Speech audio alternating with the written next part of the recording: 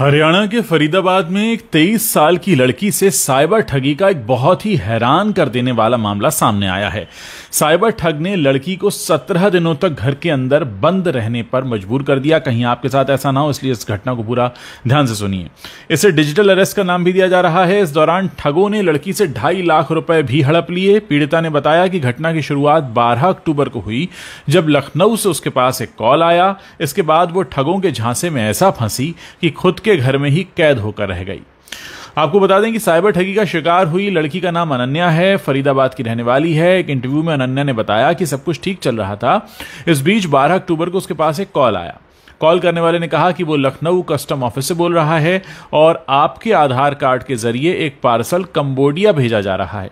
इसमें कुछ पासपोर्ट हैं और एटीएम कार्ड भी हैं। खुद को कस्टम ऑफिस का बताने वाले शख्स ने अनन्या से आगे कहा कि वो 5:30 बजे से पहले इसको लेकर लखनऊ पुलिस में एफआईआर दर्ज करवा ले, नहीं तो उसे कोर्ट में पेश होना होगा। ये सुनकर अनन्या थोड़ी घबरा गई। वो अपनी मां को बताने के लिए जा ही रही थी कि सामने वाले ने कॉल को कथित पुलिस अधिकारी से कनेक्ट कर दिया। इस पर अनन्या उससे बात करने लगी। अब अनन्या बताती है कि जब मैंने उस कथित पुलिस अधिकारी से बात की तो उसने कहा कि एफआईआर के लिए मुझे वीडियो कॉल पर आना होगा, क्योंकि डिजिटल एफआईआर कैमरे पर ही होती है। इस पर मैंने स्काइप ऐप ज्वाइन किया और कैमरे के सामने बैठ गई। सामने पुलिस की वर्दी पहने कुछ लोग खड़े थे और थाने जैसा ही बैकग्राउंड भी बना हुआ था। इसके बाद पुलिस अधिकारी ने आधार कार्ड और बैंक डिटेल्स वगैरह चेक करने की बात कही। फिर कुछ देर बाद उसने कहा कि आपके यानी अनन्या के खिलाफ तो पहले से ही एक एफआईआर दर्ज है और अरेस्ट वारंट भी जारी हो चुका है। उसने बैंक के अधिकारी का नाम लेते हुए कहा कि आप उससे एसोसिएटेड हैं और उसके खिलाफ ह्यूमन ट्रैफिकिंग जैसे गंभीर केस दर्ज हैं। हमारे पास सबूत हैं, गवाह हैं, दोनों मौजूद हैं। यह सब सुनकर अनन्या काफी घबरा गई। इसी बीच वीडियो कॉल पर बात कर रहे कथित पुलिस अधिकारी ने कहा कि अनन्या, आप 1 मिनट रुकिए, हम आपकी बात सीबीआई अधिकारी से कराते हैं। और कुछ देर बाद एक सो कॉल्ड कथित सीबीआई अधिकारी भी लाइन पर आ गया। उसने अनन्या से कहा कि जितनी कीमत का आपके खिलाफ चार्ज है, वो बताया गया था करीब 3 करोड़ 80 लाख का, तो उसका 5% यानी 15 लाख रुपया आपको अभी देना होगा, नहीं तो हमें आपको तुरंत गिरफ्तार करना होगा।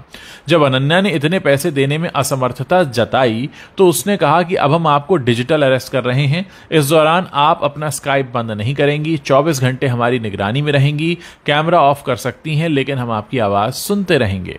और इस तरह ये लड़की जो है ये अपने ही घर में कैद होकर रह गई।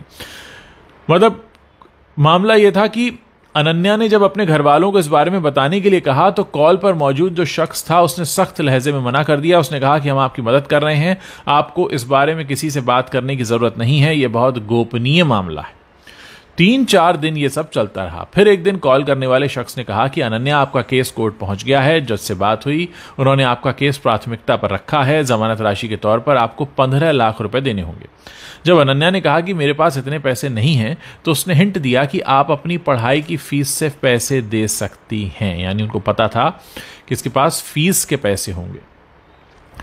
अब इसको लेकर अनन्या का कहना है कि पता नहीं कैसे उन लोगों को ये बात पता चल गई कि मैं पढ़ाई के लिए कनाडा जाने वाली हूं। इसके बाद उन्होंने फ्रॉड बेल का झांसा दिया तो घबराहट में मैंने 2.5 लाख रुपए उनको ट्रांसफर कर दिए। ये पैसे हॉस्टल की फीस और पढ़ाई के लिए रखे गए थे। बाद में जब और प्रेशर आया तो ये कहा गया कि अपने पापा के क्रेडिट कार्ड से पैसे भेजो, दोस्तों से मांगो, कहीं और से भेजो, लेकिन मैं टालम टोल करके किसी तरह उनकी बात काटती रही।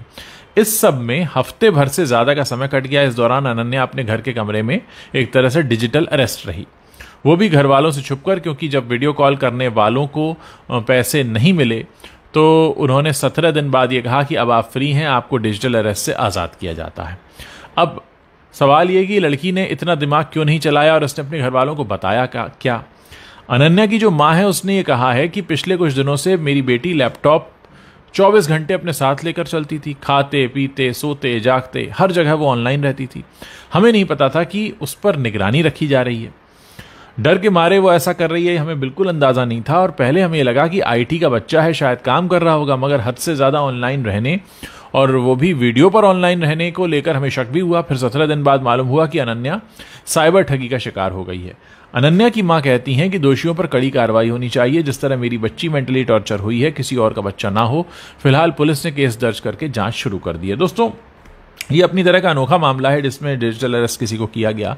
मैं चाहता हूं कि इस वीडियो को आप ज़्यादा से ज़्यादा लोगों के साथ शेयर करें ताकि ज़्यादा से ज़्यादा लोगों के पास ये सूचना पहुंचे और ये लोग जो इतने शातिर हैं किसी और के साथ इस खतरनाक काम को अंजाम ना दे पाएं। जितना ज़्यादा हो सकता है इस वीडियो को शेयर कीजिए। व्हाट्सएप पर शेयर कर सकते हैं, फेसबुक पर शेयर कर सकते हैं, टेलीग्राम पर शेयर कर सकते हैं, अपने दोस्तों के ग्रुप्स में भेज सकते हैं। लोगों को बताइए कि ये सब भी चल रहा है।